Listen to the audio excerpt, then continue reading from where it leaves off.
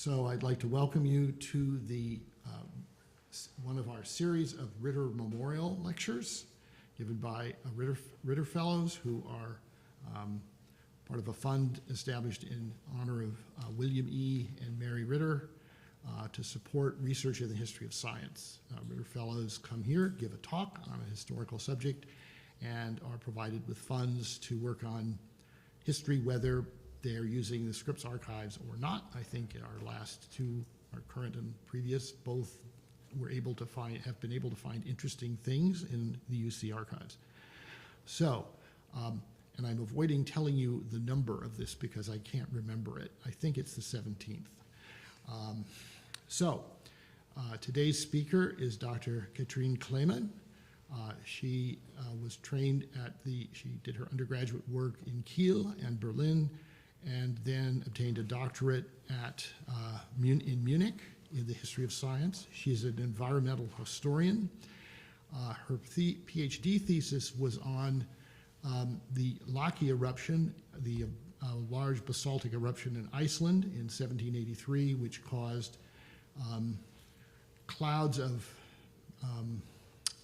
dry fogs, I guess is the usual term, to appear in Europe. And she wrote about both the eruption and the European reaction to it in a book called A Mist Connection, which I highly recommend and is available open access online. But today she is going to talk about a more oceanographic topic, about where she's currently working at the German Maritime Observatory. And I will say she's worked on volcanoes, she's worked on earthquakes, and she's working on oceanography.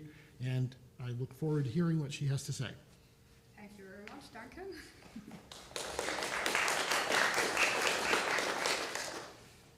Hello, and thanks to all of you for coming today, and thanks to the members of the Heritage Committee for selecting me for this fellowship. It's really been a privilege to come here and to work here, to be in the old director's house, to work in the archives, and to just, sit there and think about my work while looking at the Pacific Ocean.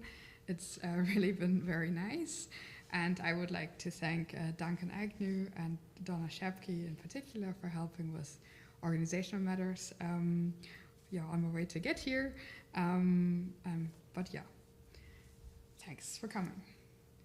Today I will introduce you to the context in which the German Maritime Observatory emerged from in the mid to late 19th century. The story will feature Matthew Fountain Maury, an American who you're probably familiar with, and then take us away from Europe and America all the way to Australia, where a sort of predecessor to the German Maritime Observatory was established. And before we travel back to Europe and Germany in particular, to talk about several attempts to establish a scientific institution funded by the state to make shipping safer. And I will tell you also a little bit about the work that was actually carried out there. And some of it I've already hinted at in my title, logbooks, messages in a bottle, and research expeditions. And then at the end, I'll share some ideas of how to turn this project into a book. I'm about 2 years in this possibly 6-year project, as it's for my habilitation, which in the German university context is a second PhD that will then allow you to apply for professorships.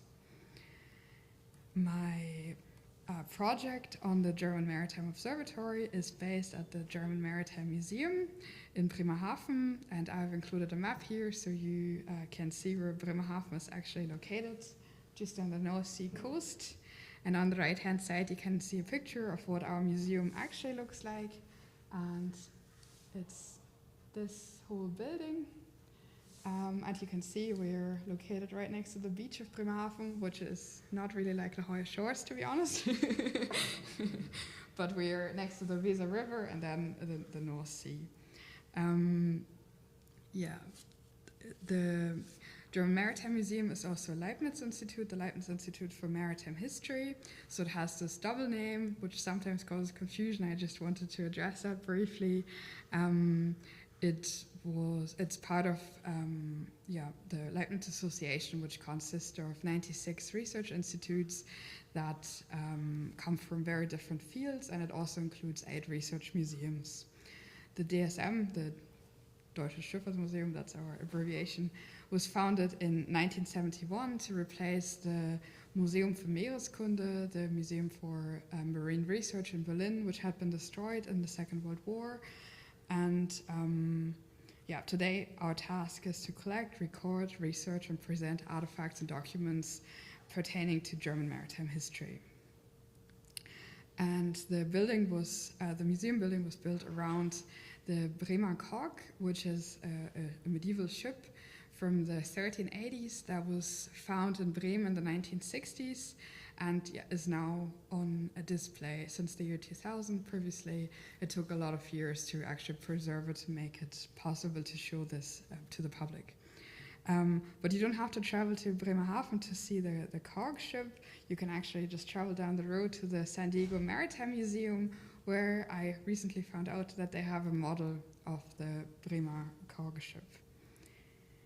If you do come to Bremerhaven, you can see our new permanent exhibition, which opened last year. Its English title is Ship Rams, The Ocean and Us. And here's just a few impressions of this new exhibition. At the center, you can see a very large model of a research vessel called the DSM Explorer. And in this exhibition, visitors can see a chamber where they can read a diary. There is a model to load ships.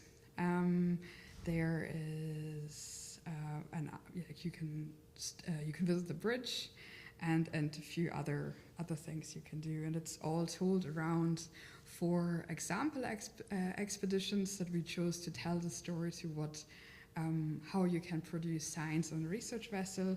They are the first German polar expedition aboard the Grönland from 1868, which is actually also one of our museum ships. The German deep sea expedition aboard the Valdivia from 1898 to 1899. The German Atlantic expedition aboard the Meteor, which crisscrossed the Atlantic in 14 profiles from 1925 to 1927 with echo sounding. And the Mosaic expedition aboard the Polarstern, which took place in 2019 and 2020 and involved many, many nations to understand winter in the Arctic. The museum has the motto Humans and the Sea, which you can see here on the roof of one of our buildings, and which this aims at making research as a process visible, which also is something I'm trying to do in my own project. The museum has a special feature that it's 380,000 items in our archive and 150,000 objects.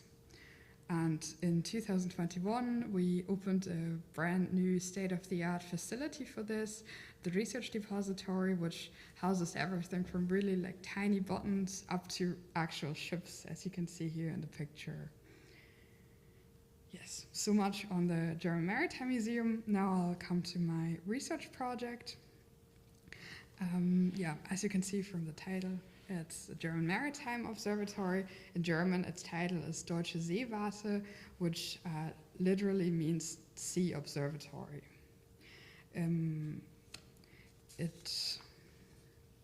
So where did the idea of a Seewarte, a sea observatory, comes from? An institution that collects, analyzes, and compiles data from and about the sea so that seafaring could benefit from it.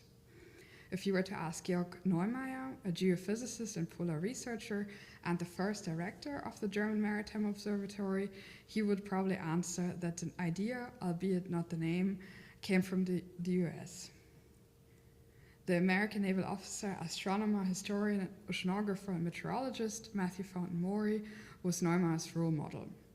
Maury went to sea, but suffered an injury to his leg, which prevented him from actively going to sea. He then joined the Navy, and the Navy Depot of Charts and Instruments in Washington, D.C. in 1842, which became the Naval Observatory and Hydrographical Office a few years later. Maury remained there until 1861, when he left this position as he stood on the side of Virginia and the Confederacy during the Civil War. The race's legacy in early oceanography has recently been explored in a paper by Penelope Hardy and Helen Roswadowski. They point out before and after joining the Confederacy, he actually was a proponent of race-based slavery, which needs to be put into context. For his work in Washington, he made use of the fact that Navy captains handed in their chronometers for inspection after every journey, and they also had to deposit their logbooks for storage. And while the chronometers were either reused or repaired, the logbooks were simply stored. And although the evaluation of logbooks is not entirely new, as it had already been done before in Great Britain, it was new at the Navy Depot of Charts and Instruments to do something with these logbooks. So Maury was the first to devote himself to the logbooks held by this institution, and here he began to recognize certain patterns in them. For example, he used the logbooks to learn about currents, storm temperatures, and voyage routes, among other things. He analyzed the logbooks to produce wind and current charts of the oceans, as well as sailing instructions for individual shipping routes. Murray worked hard to ensure that there was a uniform system for collecting oceanographic data, which in turn was used by the Navy and Merchant Navy in many countries to gather comparable information on water temperatures, salinities, and whale occurrences, for example. In exchange for their service, the participating captains received a free copy of the sailing instructions. What distinguished Maury's work was that he evaluated the established shipping routes using the data available to him, and was able to find routes that were up to 30% quicker and therefore cheaper and safer. The shorter the voyage was, the more savings could be made on maintenance costs for the ships and the crew. In 1853, a so-called maritime conference was held in Brussels in Belgium, and you have a map for that, and I apologize, it's in German. But I think the content becomes clear. The dark green colors represent the countries that participated in this conference, which were Belgium, Denmark, France, Great Britain, the Netherlands, Norway, Sweden, Portugal, Russia, and the United States. At the end of the conference, the representatives of the participating states were able to agree on routine observations at sea in order to collect even more data about the sea. Although the German states of Prussia, Hamburg, and Bremen did not attend this conference, they soon decided to follow the recommendations or the resolutions that were reached here. Following Washington's example, similar institutes were founded in the United Kingdom, the Meteorological Office in Great Britain in 1854, and in the same year in the Netherlands, the Royal Meteorological Observatory was founded, which is now the Royal Dutch Meteorological Institutes. And both developed daily forecasts. In England, for example, there was a network of 15 coastal stations to issue storm warnings for ships. Inspired by Maury's example was also the Georg Neumayer that I mentioned before, who founded the Flagstaff Observatory for Geophysics, Magnetism, and Nautical Science in Melbourne, in Australia, which he directed from 1857 to 1863, and for which he received funding and instruments from Germany and others. Today, Georg Neumayer is known primarily for his association with Antarctica, where his name can be found on the current and past German Antarctic Station, Neumayer 1, 2, and 3, which you can see here. Neumayer was born in 1826 in the Palatinate region of Germany. He studied geophysics and hydrography in Munich before he graduated in 1849. He was a student of Johann von Lamont, who was a Scottish-German astronomer and physicist who was pioneering the research of Earth's magnetism. And Neumayer became interested in polar exploration, continued his studies in terrestrial magnetism, oceanography, navigation, and nautical astronomy. After obtaining his degree from university at the age of 23, he was deemed too old for the Navy. So he still wanted to gain practical experience and joined the merchant navy instead. He took a first journey to Brazil aboard the Louisa, and somehow on this journey he came into contact with Maury's teachings. And when he returned to Hamburg, he started giving lectures on these new insights on navigation. And it was in 1847 that Maury started publishing his wind and current charts of the North and South Atlantic. Yeah, so somehow he came across them. Back in Hamburg in the early 1850s, Neumayer attended the navigational school of the astronomer and meteorologist Karl Ludwig Christian Rümker, also called Charles Rümker in English, where after only a few weeks he received his mate's certificate, sort of navigator license, and Rümker previously had been in Australia at the Parramatta Observatory in New South Wales in Australia, and it's likely that Rümker was the inspiration for Neumeyer's next step in his career. After obtaining his mate's certificate in April 1852, Neumayer went to Australia himself aboard the sailing vessel Reiherstieg with the purpose of gaining more practical experience. However, when he arrived there in 1852, this was just a year after gold had been discovered in Victoria, and upon arrival in Sydney, the entire crew, apart from Neumayer and the officers, deserted. So he found himself stranded in Australia. There is a great first-hand account of Neumeyer's everyday life in the gold fields, and the first page of which you can see, and even a drawing of what Neumayer looked like during those days. And when he arrived in the gold fields, he actually encountered fellow students and fellow sailors he knew from the navigational school in Hamburg. So there were quite a few familiar faces. And for a few weeks, he participated in the gold digging and taught other gold diggers about navigation in the evening in their tents. He was mostly interested in the natural science, not so much in gold digging. But this trip to Australia made him realize that he wanted to be both a scientist and a sailor, and during his various activities, he became interested in the idea of founding an observatory that studied magnetism and navigation in Australia. He stayed until 1853, and then he went back to Germany to gather funds and equipment to help his idea become a reality. Neumayer, who is originally from the Palatinate region in Germany, which is here in the red circle, and he remained connected to this area for the rest of his life, went to the King of Bavaria to ask him for help. And it's important to know in this context that Germany as a country did not actually exist yet. It was more, it consisted of many different territories, kingdom, duchies, and so on. And the Palatinate region where Neumayer was from was part of Bavaria. That's why he could go to the King of Bavaria. And Maximilian II actually gave him money. He gave him 3,225 guilders to buy scientific instruments for this purpose, and this sum today would translate to something like $70,000 US, so quite a substantial sum.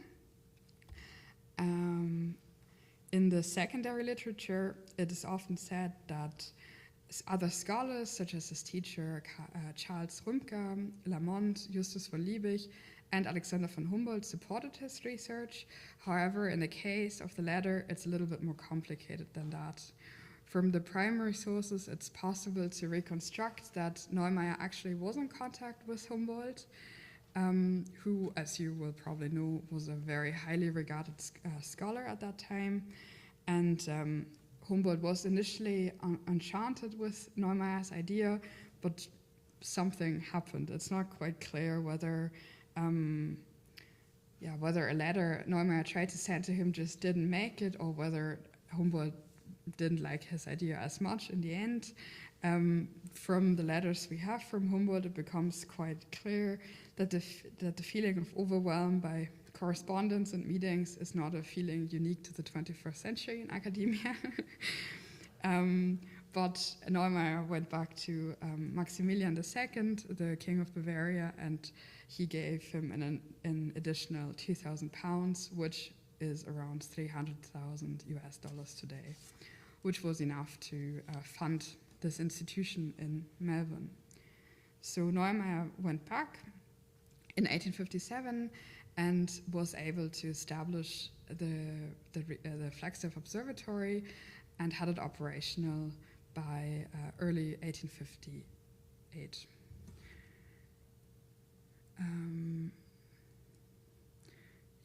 So the Flagstaff Observatory was built in the Flagstaff, what is today the Flagstaff Gardens, which is located here. Back in the day, you could still see the port from there. Today, you can't.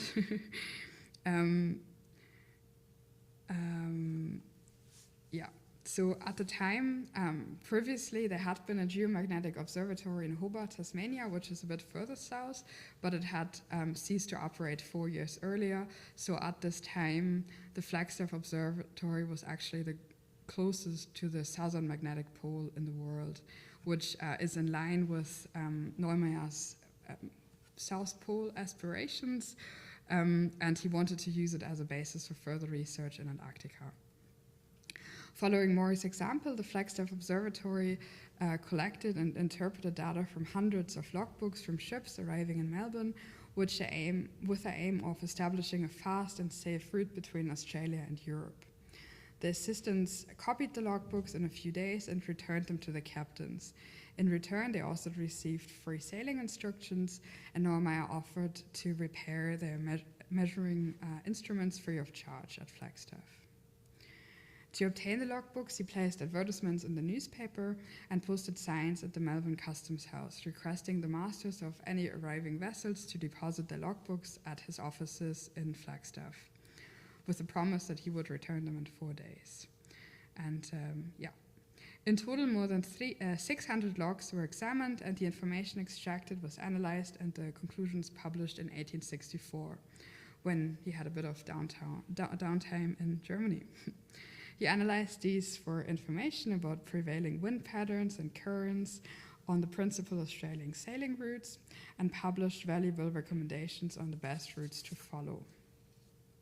Here's another watercolor from 1858 showing the Flagstaff Observatory and its instruments, and here in the background you can actually see the port.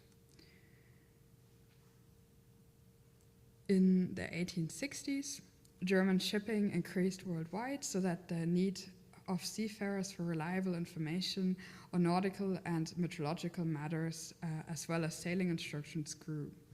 In mid-1864, Neumayer returned to Germany on the Garawald with the intention to establish a similar institution at home, based on Maury's ideas and the principles that he had tested in Australia.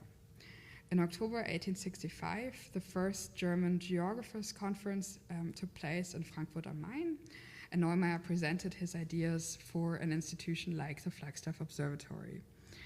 Neumayer, however, did not suggest the name Seewarte, but the name was brought into play for the first time here at this conference by the German geologist and mineralogist Otto Folger. At the time, there was a clear interest in this kind of institution, but Neumayer was not able to raise the funds for this institution, as Germany at this time was fighting wars, the wars of unification, first against Denmark in 1864 and then against Austria in 1866. In 1867, so 2 years after this conference, the German mathematician, naturalist, and oceanographer Wilhelm von Freeden succeeded in establishing a North German Maritime Observatory, Norddeutsche Seewarte, which was financially supported by various ship owners and the chambers of commerce of the cities of Bremen and Hamburg, so 2 very maritime cities that have a vested interest in safe maritime traffic. Previously, von Freeden had worked as a teacher and principal of the navigation school in Elsfleth, which is just down the river from Bremerhaven. The North German Maritime Observatory was located in the Seemannshaus in Hamburg, which you can see here on this image on the right. And it's actually, if the Seewarte building was in existence to its right, and the successor institution to the left would just be sandwiched between those two. So all the future institutions we're going to be talking about are all in this very place in Hamburg. Von Freeden mostly single-handedly analyzed logbooks, just like we've learned before, and wrote almost 800 individual sailing instructions for very different destinations, from New York to South America to Samoa. In 1871, the political landscape in Germany changed, and the German Empire was founded. In this year, von Freeden and Neumayer jointly wrote an open letter to advocate for the establishment of the German Maritime Observatory, but this was not yet successful at this time. Von Freeden simply continued his work at the Northern German Maritime Observatory, and Neumayer used the time to help organize, that's the open letter they wrote, and Neumayer helped organize the Gazelle expedition, which is a circumnavigation with a sailing vessel that took place from 1874 to 1876. So it's not too dissimilar from the Challenger expedition, which took place around the same time, just on a smaller scale. And one motivation for the newly founded German Empire was to compete with Britain in the maritime field. Neumayer continued to work towards this goal, for instance, by strategically giving talks in Berlin and other places so that he could meet important people that could help with his cause. And this in the end paid off. He met Albrecht von Stosch, an admiral who served as the first chief of the newly created Imperial German Navy. And in 1875, he was finally granted his wish, and the German Maritime Observatory was founded as a Reichsinstitut, like a state-funded institution. And Neumayer was appointed as the first director. Von Freeden was supposed to become the head of one of the departments, but he refused, as he wanted to be the director himself. So he just sold Neumayer all his instruments and left.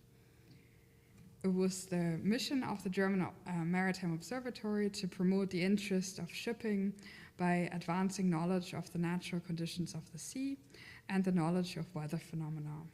Initially, the Maritime Observatory issued route recommendations to make shipping faster and safer.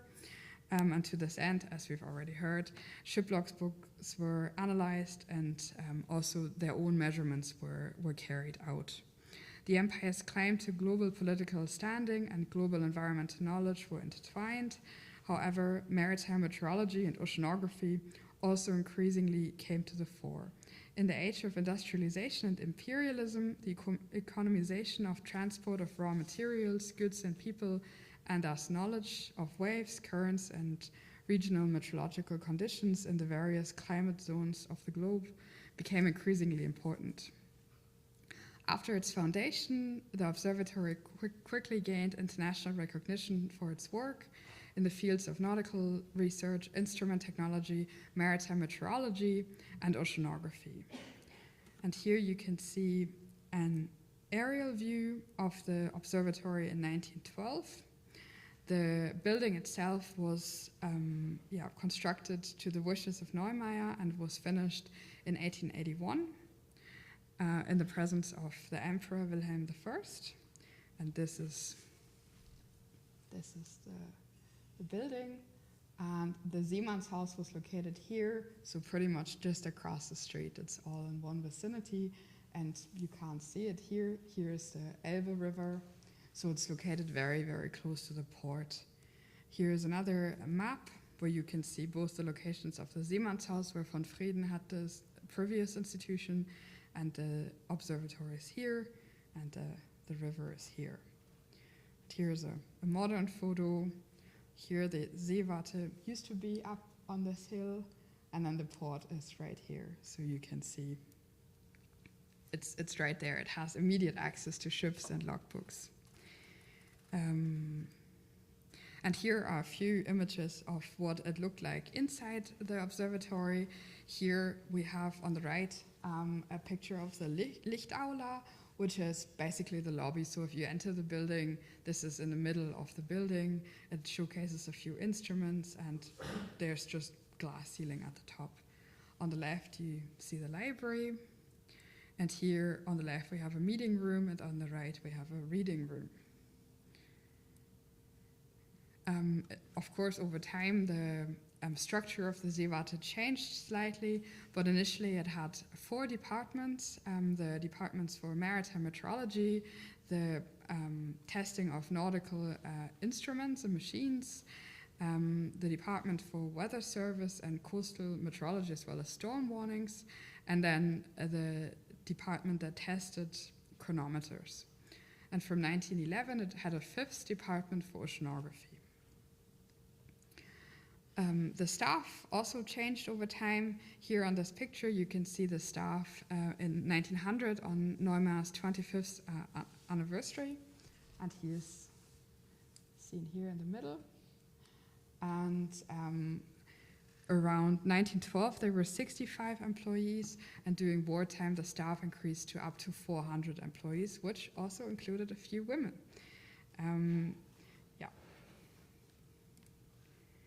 Over time, also the what I call ministerial affiliations of the observatory changed. So initially, until the end of the First World War, it was part of the Admiralty of the Navy. Then, between the First and Second World War, it was part of the Ministry of Transportation, and therefore a civilian institution, until in 1934 it became part of the Navy High Command. So you can see there's military and civilian parts of it, which deeply influenced the work and the direction of the work of the observatory.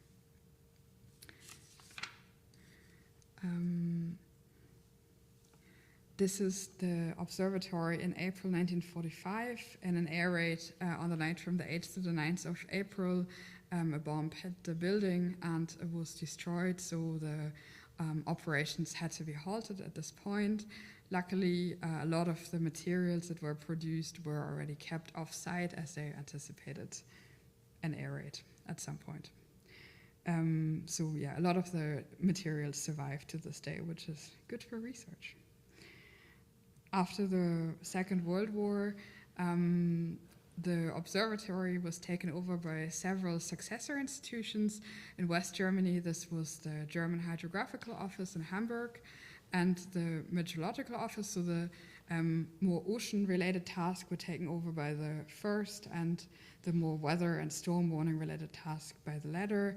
There was a similar development in East Germany, where the Sea Hydrographical Service of the GDR took over the ocean-related tasks, and the meteorological services the weather-related task. In 1990, with the reunification of Germany, the German Hydrographical Office became the Federal Maritime and Hydrographical Agency of Germany, the BSH, with offices both in Hamburg and Rostock, so one office in former West Germany and one in former East Germany. And this is still the same today. Yeah, and what's left today is a youth hostel in the same spot where the Seewarte once was. Up here on this hill is a youth hostel, and the street signs at that spot are pretty much the only reminders of the Seewarte and Neumayer. So they both have a street named after them in this location.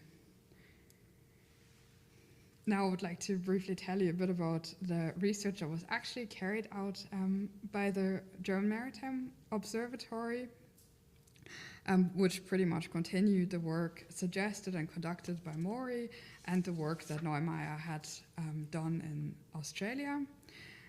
Just here, as a state-funded institution, he had bigger means. He could employ a lot more staff than he could in Flagstaff, and but the principle was pretty much the same. They gathered logbooks, repaired instruments to provide more reliable information, and the processes became more institutionalized. I really like this picture because you can really see how close the ships were to the observatory. And the devices you can see on top of the building are not just instruments for research, they also serve as storm warnings, for example. So the ships in the harbor could actually see this storm signal that would be changed depending on the conditions. Yeah, one method that was used by the observatory to reconstruct sea currents were messages in a bottle. The first message in a bottle that was thrown overboard with instructions were deployed by Neumayer on his journey back to Germany from Australia. So he started early. And he deployed 45 bottles, but unfortunately none of them have yet been found. So keep an eye out. But he had also instructed his assistant, Eduard Brinkmann, who worked with him in Flagstaff, to also throw bottles overboard from the ship he traveled with, and he did. And one of those messages was actually found. So it was thrown overboard somewhere in the South Atlantic, and it was found 3 years later back in Victoria in Australia. And what is interesting is actually that the form used that was prepared by Neumayer is very similar to the ones that were later used at the observatory. The top part was information filled in by the person who threw this message overboard, and the bottom part was to be later filled in by the person who found this message, and then it should be sent back to Hamburg, or if not, it could be given to the nearest German embassy, and they would then send the bottle to or the message to Hamburg.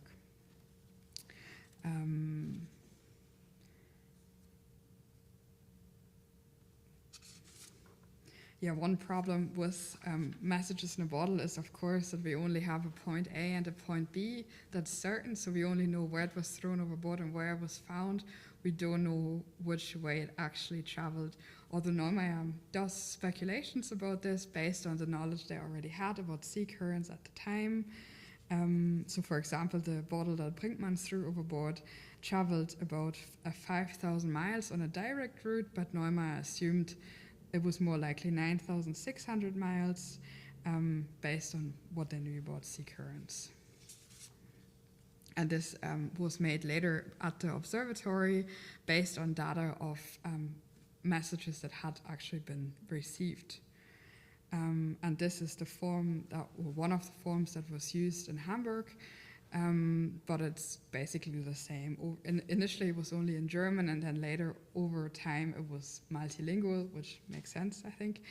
And they gathered information like where it was found and when, and what condition the bottle was in, whether it was buried by sand or not.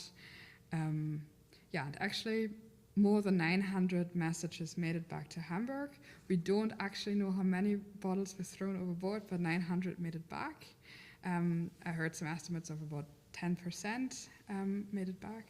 And this is what they look like today. They're bounded in these 5 books. And we might think it's a thing of the past, but the last bottle from this experiment was actually found in 2018 off the coast of Western Australia, a few hundred kilometers north of Perth. And a bottle had been thrown overboard the ship Paula in 1886, just off the coast of Western Australia. And this is really interesting because otherwise we only have the messages, we don't have the bottles. So here we can see what sort of bottles they used then.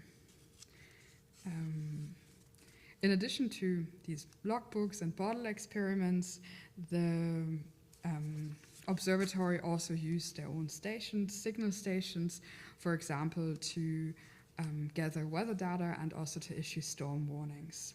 So these stations would have had similar devices like we saw on the top of the German Maritime Observatory's building. And they also obtained data about meteorology from Navy and also civilian ships that they gave instructions with, and also instruments to make sure that these instruments were standardized. And by the beginning of the Second World War, the observatory had received 37,000 journals back. So that's a lot of data that they would then analyze. And another thing that they established over time was a network of more than 1,500 oversea weather stations. This activity really peaked during the imperial era, especially during the phase of colonial expansion between 1884 and 1914, which is, the number of weather stations fluctuates quite drastically over time, as you can see here on this image on the right. So there were a lot of stations up until the First World War, then there's a sharp decline and another increase, and then another sharp decline with the Second World War.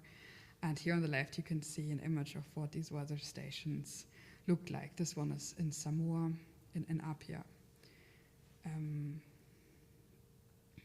then also the German Maritime Observatory was involved with all German maritime expeditions, either through sending out staff members, through handing out instruments, or through advising these expeditions.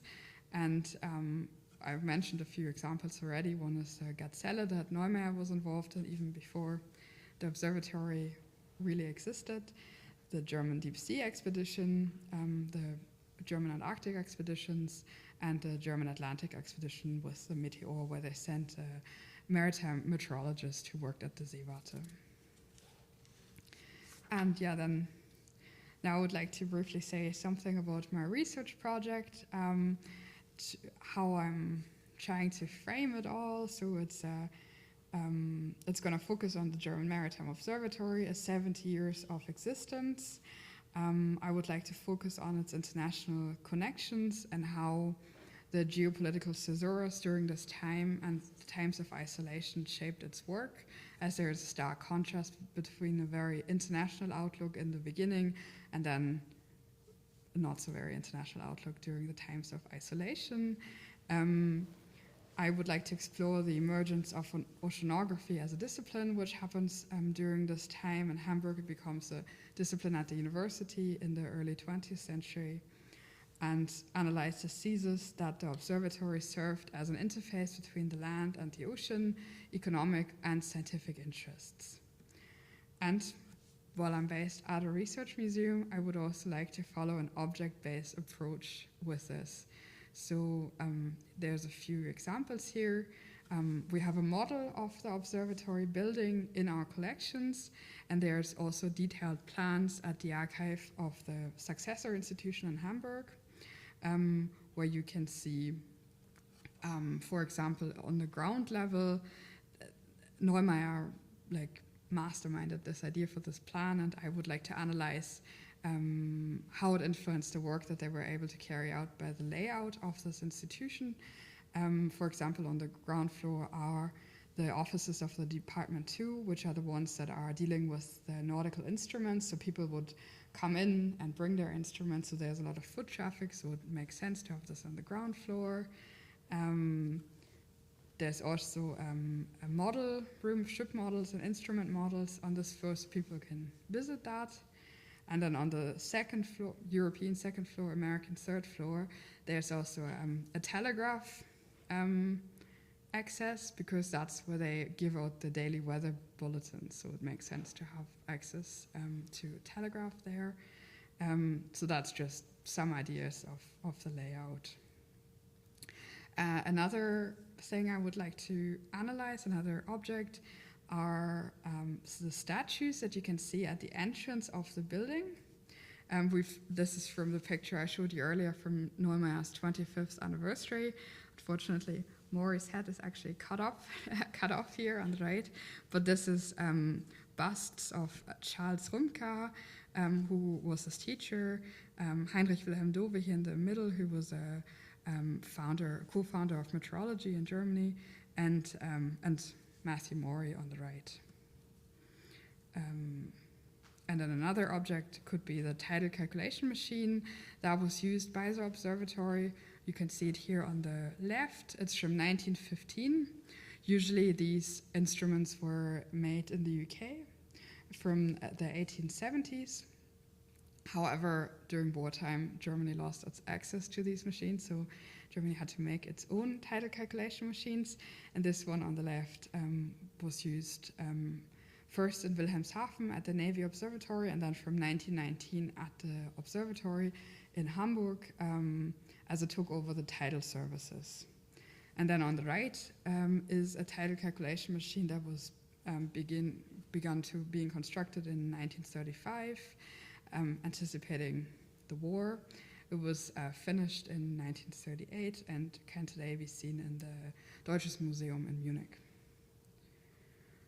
Other potential objects are ship models, of which we have plenty, and instruments used on ships on the research expeditions, for example, or these weather huts that were used for the oversea weather network, or based on discussions I had with Duncan over the last few weeks, I also looked into the history of punch cards at the observatory as a way to manage big data, because you've heard how much data they gathered from military ships and civilian ships, and I found some information on the use of punch cards, which happened much later than in the US. So it seems they might have started in the 1930s using punch cards, and they tried to put in 20 million data sets, which took until 1969 to complete. So this would be something that actually exceeded the time of the observatory and then was taken over by its successor institutions. Yeah, but that's just a few ideas. If you have any others, please let me know. So to conclude, the path to the German Maritime Observatory was not actually an easy one. It was a bit rocky at times, but in the end, Neumayer managed to get this institution funded and also made sure it quickly became internationally recognized for its work in the diverse field it worked in, such as oceanography, nautical science, and instrument research. And as you've also heard, during its 70-year existence, geopolitical changes deeply influenced the work that the observatory was able to carry out. So thank you, and I look forward to your comments and questions.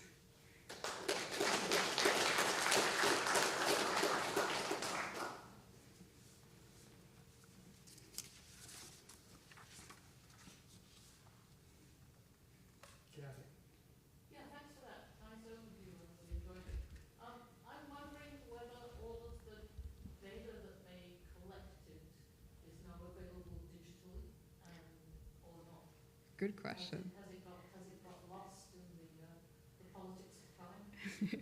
There's quite a lot of materials available. I don't know in what form, whether that might be useful for oceanographers to work with. There's a digital library at the BSH, the successor institution, and a keyword searchable indexed pretty much all the publications the Seewarte did, which is great to work with.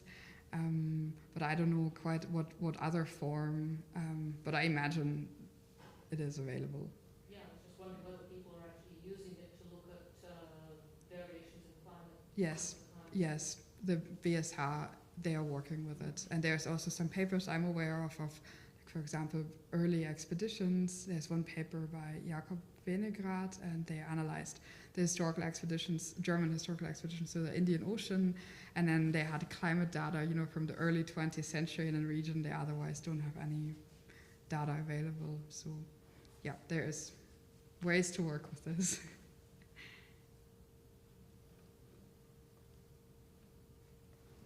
I just had a very simple question. Have you run into something that really surprised you? Because you have a background in this period of time. Yeah. You're a historian, but I'm curious. Well, the way I initially got into this project is I prepared a lecture for environmental history in Germany, and we had one class on colonialism, and I somehow came across these weather stations in the colonies, in the German colonies, and I had never heard about this before. And then I looked into what part of organization this belonged to, and I came across the German Maritime Observatory, and then I realized there's nothing really on it, like a few popular publications, popular science publications, but nothing no monograph or anything on its history, and it's done so much. And yeah, and I like this and this overseas weather network. And later they actually handed it over, so they didn't carry this out the whole time they existed. But yeah, I really like that. Hi, thanks for the talk. So currently, like Germany has the Ocean Research Institute.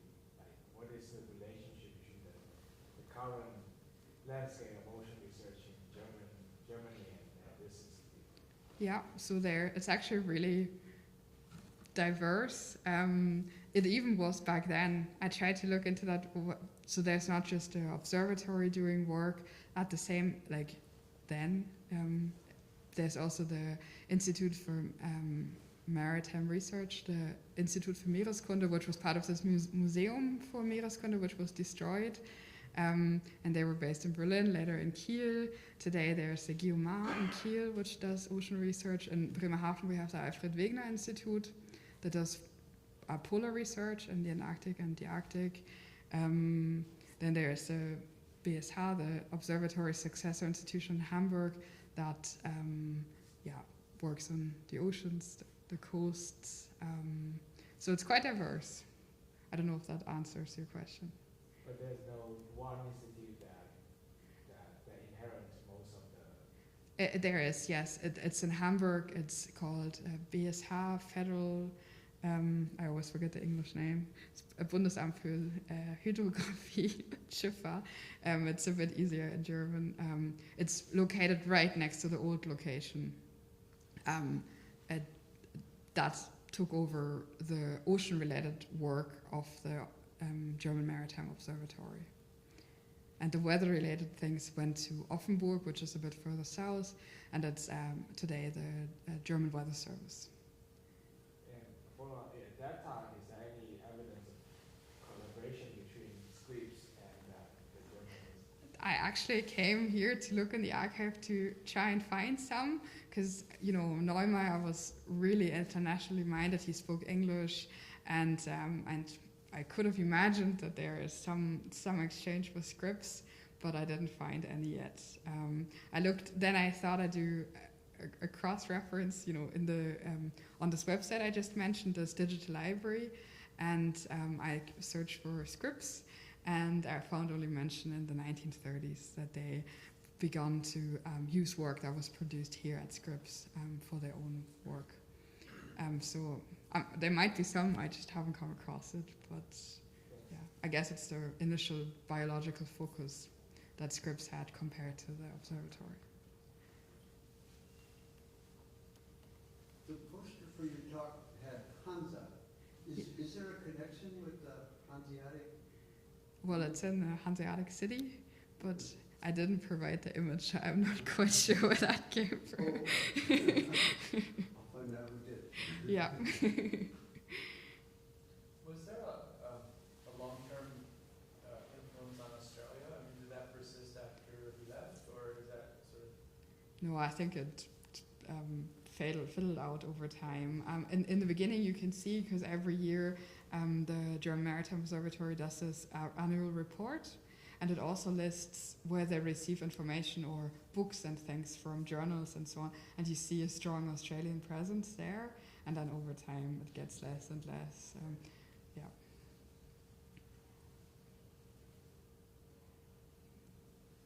All right.